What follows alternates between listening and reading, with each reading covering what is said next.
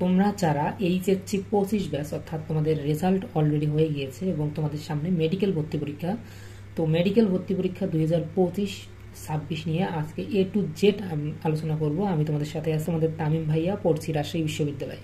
Medical ভর্তি পরীক্ষা 2025-2026 এটার ভর্তি পরীক্ষাটা হবে তোমাদের 12ই ডিসেম্বর, তোমরা সকলেই জানো।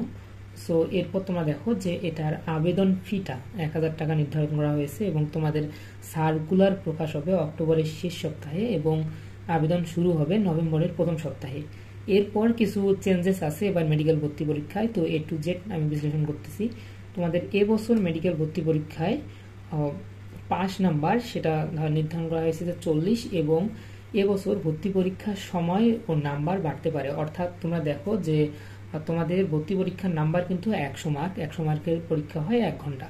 তোমাদের এবার এই ভর্তি পরীক্ষার একটু সময় বাড়তে পারে, আবার মার্ক বাড়তে পারে, কারণ জিপিএ মার্কটা একটু কমে এসেছে, তো এই জন্য। এবার আমরা যদি মান বন্টনটার দিকে লক্ষ্য করি, সেটা দেখো যে মান বন্টন জীববিজ্ঞান 30 নাম্বার, পদার্থবিজ্ঞান 20 নাম্বার, রসায়ন 25 নাম্বার, ইংরেজি 15 নাম্বার, সাধারণ জ্ঞান 10 নাম্বার, বাংলাদেশ ও আন্তর্জাতিক। সো তোমরা এখানে দেখো, তোমরা যারা মেডিকেলের প্রিপারেশন নিচ্ছ তারা এই 30 মার্ক জীববিজ্ঞানের 30 মার্ক ইজিলি পেয়ে যাবা। এবং পদার্থবিজ্ঞান থেকে তেমন ডিফিকাল্ট কোশ্চেন আসে না মেডিকেলে। তোমরা একটু যদি এইচএসসিতে তোমাদের ভালো স্কিল থাকে তোমরা সেই স্কিল দিয়ে কভার করতে পারবা।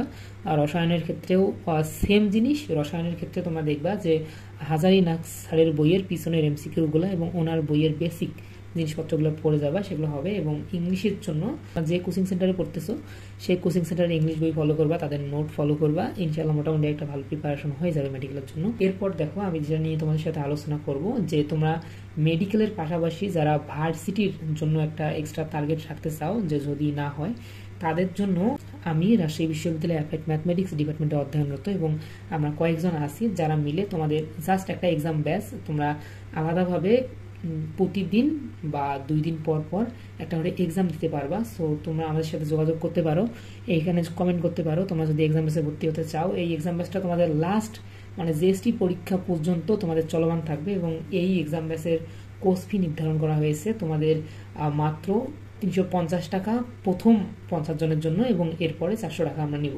তো তোমরা এরপর দেখো তোমাদের এসএসসি জিপিএ মার্ক 50 মার্ক, অর্থাৎ এসএসসিতে তোমরা যে জিপিএটা পাবা জিপিএ 5 মনে করো তুমি যদি পাও তাহলে তুমি ফুল মার্কটা পাবা, যদি 4 পাও এইভাবে তোমাদের জিপিএ কে 10 দিয়ে গুণ করা হবে। তো এইচএসসির ক্ষেত্রেও সেম জিপিএ, এইচএসসি জিপিএতেও 50 মার্ক, তোমার জিপিএটাকে 10 দ্বারা গুণ করা হবে, গুণ করে তুমি যে মার্কটা পাবা ওই মার্কটা হিসাব করা হবে। এবং এই 100 মার্ক এবং ভর্তি পরীক্ষার 100 মার্ক যদি 100 মার্ক হয়ে থাকে, এটার মাধ্যমে তোমার ভর্তি পরীক্ষার ফলাফল নির্বাচন করা হবে। এবং এই মেডিকেল ভর্তি পরীক্ষা টাফ ভর্তি পরীক্ষা এবং তোমরা হয়তো অনেকেই ভার্সিটির প্রিপারেশন থেকে ভর্তি পরীক্ষা দিবে, আমি তাদের জন্য বলবো যে তোমরা আমার এক্সাম ব্যাচটা অন্তত ভর্তি হয়ে যাও।